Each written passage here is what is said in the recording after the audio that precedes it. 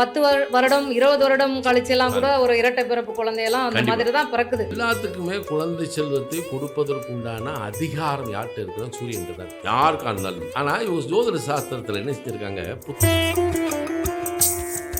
குழந்தை பிறப்புனா பஞ்சமஸ்தானம் சொல்லுவோம், 5ஆம் இடம் குழந்தை பிறப்பு. இந்த 5ஆம் இடத்தை இவங்க என்ன சொல்றாங்க பெரியவங்க, அது பூர்வ புண்ணியஸ்தானம்டா, பஞ்சமஸ்தானம் பூர்வ புண்ணியஸ்தானம். சரி, இந்த பூர்வ புண்ணியஸ்தானம்ன்றது என்ன? ஒவ்வொரு லக்கணத்துக்கும் பஞ்சமஸ்தானம் ஒரு விதமான ஒரு நிலைப்பாட்டை கொண்டு இருக்கும். இப்போ மேஷத்துக்கு சும்மா 5ஆம் இடத்துல ஒரு குழந்தை பிறக்குன்னா அவன் நல்ல அறிவு, ஆற்றல், திறமை, அழகு, அந்தஸ்தோட தான் பிறக்கணுன்றது விதி. அதே சிம்ம லக்கணத்துக்கு ஒரு குழந்தை பிறக்குன்னு நீங்க அது காலபுருஷம் 9ஆம் இடம், தெய்வ அனுக்கிரகத்தால் பிறக்கக்கூடிய குழந்தை, அது தெய்வ சாநித்தியம் நிறைந்தது.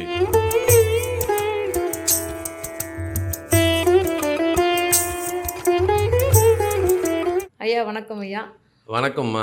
ஐயா, இந்த மாதிரி ஜோதிடர் அனைவருக்கும் ஜோதிடர்களுக்கும் மற்றும் பொதுமக்கள் அனைவருக்கும் பல சந்தேகங்கள், ஜோதிடத்தின் மூலம் நிறைய சந்தேகங்கள் வந்து இருக்கு.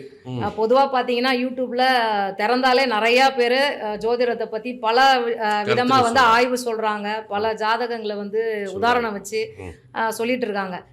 இப்போ நம்ம ஒரு சில தகவல்களை வந்து மக்களுக்கு கொடுக்கலாம் அப்படின்ற ஒரு விஷயத்துக்காக உங்ககிட்ட ஒரு கலந்துரையாடல். நல்லா கேளுங்க. இப்போ தாமத குழந்தை பாக்கியம், வந்து பலருக்கு இப்போ கலிகாலத்துல நிறைய பேர் வந்து ட்ரீட்மெண்ட் போய் தான் குழந்தை பாக்கியம். நிறைய பேர் அந்த ட்ரீட்மெண்ட்டுக்காக 10 வருடம் 20 வருடம் கழிச்செல்லாம் கூட ஒரு இரட்டை பிறப்பு குழந்தையெல்லாம் அந்த மாதிரி தான் பிறக்குது. இப்போ சமீப காலமாக அப்படி தான் இருக்குது. கொஞ்சம் கல்யாணம் ஆகி ஒரு 10 மாதத்துக்குள்ளேயே ஒரு வருடத்துக்குள்ளேயே நிறைய பேருக்கு அந்த பயமும் வந்துடுது. ஸோ அதை பற்றி உங்களுடைய கருத்து, ஏன் தாமதம் ஆகிறது என்பதை பற்றியும் உங்கள் கருத்தை கொஞ்சம் மக்களுக்கு சொன்னால் நல்லாயிருக்கும். இது வந்து எப்படின்னா ஒரு ஆரோக்கியமான கேள்வி, இந்த காலத்துக்கு மக்களுக்கு தேவையான ஒரு கேள்வி. இதை அடிப்படையாக நாம் ஒரு விஷயத்தை பார்க்கணும். எப்படின்னா, நம்ம ஜோதிட சாஸ்திரத்தில் அவங்க ஒரு விஷயத்தை, ஒரு அற்புதமான விஷயத்தை அதில் வச்சுருக்காங்க. எப்படின்னா, இப்போ ராசி 12 தான், அதனுடைய முதல் லக்கணம் எது? முதல் ராசி மேஷம் இல்லையா? இப்போ இந்த முதல் ராசி, அதை வந்து நம்ம லக்கணமாகவும் பாவிக்கலாம். இப்போ அந்த இடத்துல அசுபதி நட்சத்திரம்னு ஒன்று வச்சுருக்காங்க. சரியா? இந்த அசுபதி நட்சத்திரத்தையே முதல் நட்சத்திரமாக வச்சான் அப்படின்னா, உங்களுடைய கர்மவினை கோட்பாடு, இந்த முன்ஜென்ம கர்மவினைன்னு ஒரு இருக்கு இல்லையா, அந்த கோட்பாட்டில் நீங்கள் எவ்வளோ பேலன்ஸை எப்படி வச்சுருக்கீங்கன்றதோடு தான் இந்த பூமிக்குள்ளே ஜனிக்கிறீங்க, உள்ளே வர்றீங்க. சரி, அதுக்கடுத்து பரணி நட்சத்திரம். இந்த பரணி நட்சத்திரம் தான் நம்ம இல்லறத்தினுடைய தத்துவார்த்தத்தை மிக சிறப்பாக சொல்லக்கூடிய ஒரு நட்சத்திரம். எதுனா பரணி நட்சத்திரம். ஏன்னா அது சுக்கிரன். இப்போ அந்த இடத்துல பார்த்தீங்கன்னா சுக்கிரன் கலஸ்திர ஸ்தானாதிபதியாக வருவான். ஒரு இல்லறத்தில் இருக்கக்கூடிய ஒரு பெண்ணை அங்கே எப்படி வந்து சேர்க்குது அப்படின்றதுக்கு இந்த பரணி நட்சத்திரம் ஒரு காரணம். இப்போ ஒருத்தனுக்கு பூமிக்கு வந்துட்டான், அவன் வாழ்க்கையில் ஒரு நிலையை அடைஞ்ச உடனே அவனுக்கு கல்யாணம்னு பேசுகிறோம். கல்யாணம் அப்படின்னா எடுத்தால் நம்ம சுக்கிரனை தான் எடுக்கிறோம் இல்லையா? கல்யாணம் முடிஞ்ச உடனேயே அதுக்கு அடுத்த நட்சத்திரம் பார்த்தீங்கன்னா சூரியனுடைய நட்சத்திரம், கார்த்திகை நட்சத்திரம். அப்போ இந்த சூரியன் தான் அந்த மேசத்திற்கு பஞ்சமாதிபதி, புத்திரஸ்தானாதிபதி, தகப்பன் காரகன் அப்படின்னு ஒரு வச்சுருக்கேன். இது ரொம்ப வெரி இம்பார்ட்டன்ட். அப்போ எல்லாத்துக்குமே குழந்தை செல்வத்தை கொடுப்பதற்குண்டான அதிகாரம் யார்கிட்ட இருக்குன்னா சூரியன்ட்டு தான் இருக்குது. யாருக்கா இருந்தாலும் எல்லாத்துக்குமே, உலகத்தில் பிறக்கக்கூடிய அத்தனை பேர்த்துக்கும் குழந்தை வரம் கொடுக்கணும்னா யாருக்கு அதிகாரம் இருக்குது? சூரியனு. ஆனால் இவங்க ஜோதிட சாஸ்திரத்தில் என்ன செஞ்சுருக்காங்க, புத்திர காரகன் குரு அப்படின்னு கொடுத்துருக்காங்க. இப்போ இந்த புத்திரக்காரகன் குரு அப்படின்னா இது எங்கிட்ட இருந்து எந்த ரீதியில் வருது அப்படின்னா, அவரை என்ன செஞ்சுருக்காங்க, சூரியன் புத்திர ஸ்தானாதிபதி, ஆனால் தகப்பன் காரகன். அதே மேசத்துக்கு தகப்பன் ஸ்தானாதிபதி குரு, ஆனால் புத்திரக்காரகன்.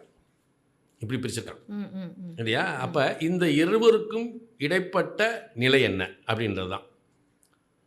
இதில் ஒரு பெரிய ஒரு விஷயத்தை ஜோசியத்தில் வச்சுருக்குறாங்க. இது இப்போ வேண்டாம். அப்போ குழந்தை பிறப்பு அப்படின்றதுல அப்போ குழந்தை பிறப்புனா பஞ்சமஸ்தானம்னு சொல்லுவோம், 5ஆம் இடம் குழந்தை பிறப்பு. இந்த 5ஆம் இடத்தை இவங்க என்ன சொல்கிறாங்க பெரியவங்க, அது பூர்வ புண்ணியஸ்தானம்டா அப்படின்னு சொல்கிறாங்க. பஞ்சமஸ்தானம் பூர்வ புண்ணியஸ்தானம். சரி, இந்த பூர்வ புண்ணியஸ்தானம்ன்றது என்ன? காலபுருஷனுடைய 9ஆம் இடம் என்றால் 9க்கு 9ஆம் இடம், அப்பாவுக்கு அப்பா. அப்போ தாத்தேன் பாட்டேன் பூட்டேன் போகிற அந்த இடத்துல தான் இருக்கான். இப்போ இவங்க செய்த நல்வினை தீவினை இருக்குல்ல, அதனுடைய அளவுகோல் தான் அந்த 5ஆம் இடம் இல்லையா? நமக்கு புத்திரமாக வருது. ஆமாம். ஏன்னா கரெக்டாக உள்ள குழந்தை பிறக்கிறது அந்த இடத்துல தான் நமக்கு கிடைக்கணும். அருள் கிடைக்கிறது, இறையருளில் நல்ல குழந்தையாக பிறக்கணுன்றது அந்த இடத்துல தான் இருக்குது. இந்த இடத்துல இன்னொன்று நம்ம பார்க்கணும். எப்படின்னா, ஒவ்வொரு லக்கணத்துக்கும் பஞ்சமஸ்தானம் ஒரு விதமான ஒரு நிலைப்பாட்டை கொண்டு இருக்கும். இப்போ மேஷத்துக்கு சிம்மம் 5ஆம் இடம் அதில் ஒரு குழந்தை பிறக்குன்னா, அவன் நல்ல அறிவு, ஆற்றல், திறமை, அழகு, அந்தஸ்தோடு தான் பிறக்கணுன்றது விதி இல்லையா? அதே ரிஷப லக்கணத்துக்கு 5ஆம் இடம்ன்றது கன்னி. இப்போ இந்த இடத்துல தான் அந்த கன்னி காலபுருஷனுக்கு 6ஆம் இடமாக வருதா.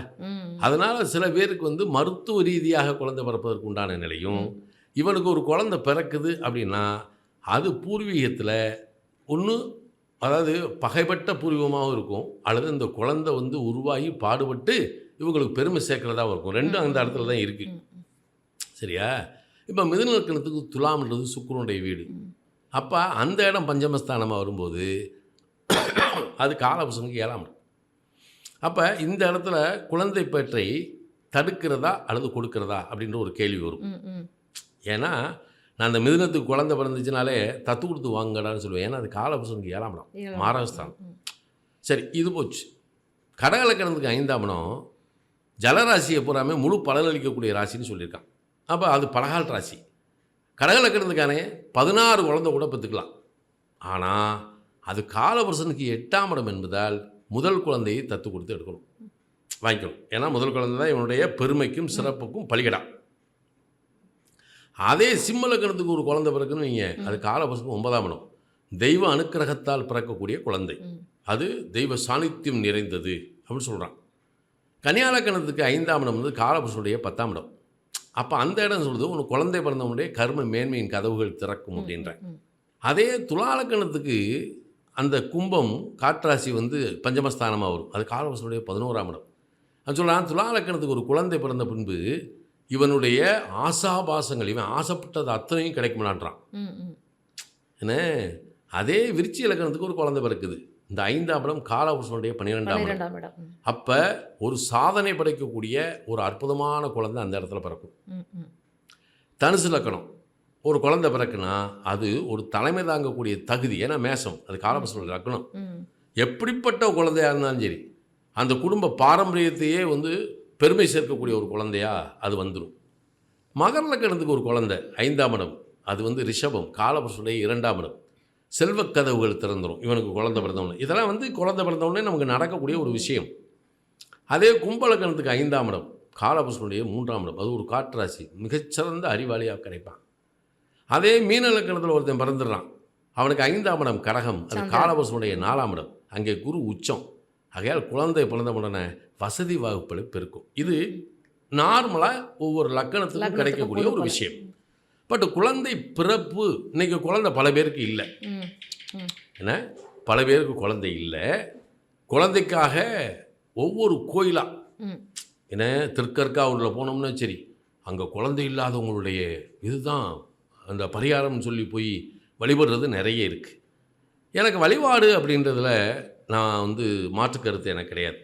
பரிகாரம் அப்படின்றதில் எனக்கு மாற்றுக்கருத்து உண்டு.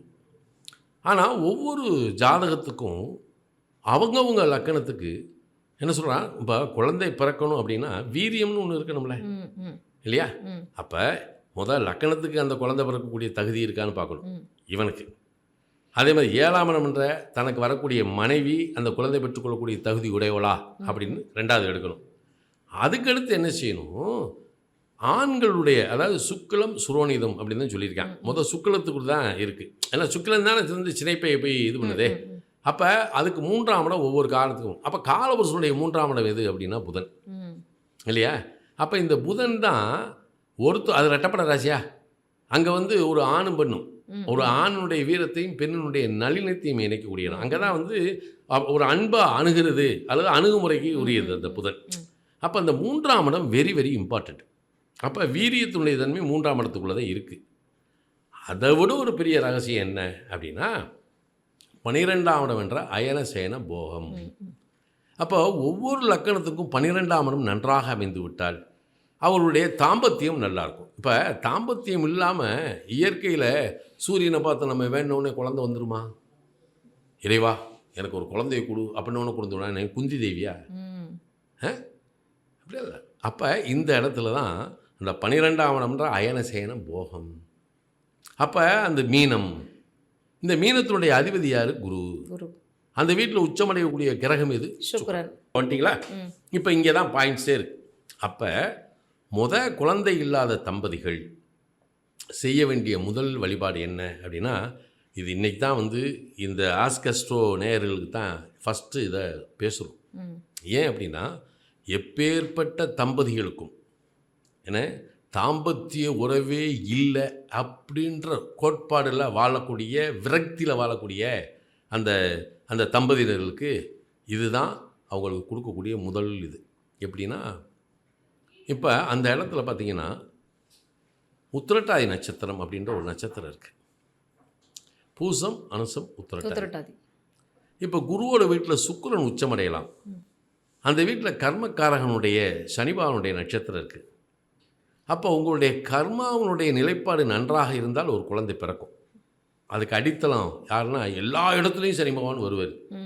இந்த இடத்துல இந்த உத்திரட்டாதி நட்சத்திரம் அப்படின்றது தான் அதுக்கு அதை காமதேனு அப்படின்னு சொல்கிறான். காமதேனு, அந்த நட்சத்திரத்துக்கு பேர் காமதேனு. இப்போ இந்த காமதேனுபுரீஸ்வரர் அப்படின்றது எங்கே இருக்கார் அப்படின்னா, பட்டீஸ்வரத்தில் இருக்கு இல்லையா? பட்டீஸ்வரத்தில் இருக்கக்கூடிய அந்த துர்க்கைக்கு பின்னாடி இருக்கிற சிவனுக்கு ஒரு தேனுபுரீஸ்வரர், காமதேனுபுரீஸ்வரர் அப்படின்னா அந்த சிவனுக்கு பேர். அங்கே ஞானாம்பாள் இருப்பாள். இவங்க 2 பேர்த்தையும் வழிபட்டு அங்கே உள்ள பைரவருக்கு அபிஷேகம் ஆராதனை பண்ணணும். எப்படி பண்ணணும் அப்படின்னா, அங்கே உச்சமடையக்கூடிய சுக்கிரன் தானே உச்சமடைகிறார். அப்போ வெள்ளிக்கிழமை போகணும். குழந்தை இல்லாதவர்கள் அவர்களுக்கு ஒவ்வொரு ஜாதகத்திலையும் அவங்க லக்கணத்துக்கு இந்த மீனம் எப்படிப்பட்ட வீடாக வருதுன்னு பார்க்கணும். அப்போ அந்த லக்கணத்துக்கு சாதகமான மாதத்தை எடுத்து அந்த மாதத்தில் வரக்கூடிய ஒரு உத்திரட்டாதி நட்சத்திரத்திலோ அல்லது வெள்ளிக்கிழமை ரொம்ப நல்லாயிருக்கும். அது மாலை பொழுதில் ஒரு 5 மணிக்கு போனோம்னா துர்க்கைக்கு அபிஷேகம் நடக்கும்.